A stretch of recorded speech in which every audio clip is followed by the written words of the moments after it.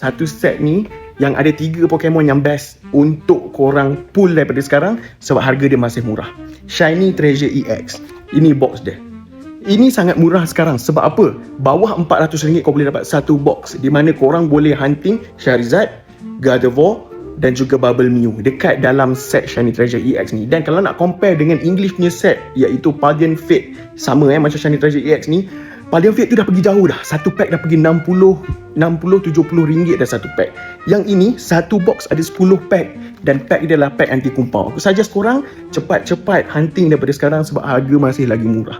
Dan set ni aku target ada potensi untuk pergi lebih jauh harga dia. Sebab apa? Sebab dalam tu ada Charizard, ada Bubble Mew dan juga ada Gardevoir. 3 Pokemon yang mempunyai fanbase yang sangat kuat dan membolehkan satu-satu set itu untuk terbang lebih jauh.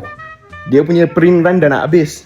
Once print run dia habis, pom, meletup lagi harga satu-satu box ni. Sekarang korang masih ada peluang untuk dapatkan bawah RM400. Check out dekat beg kuning. Aku jumpa korang dekat next video.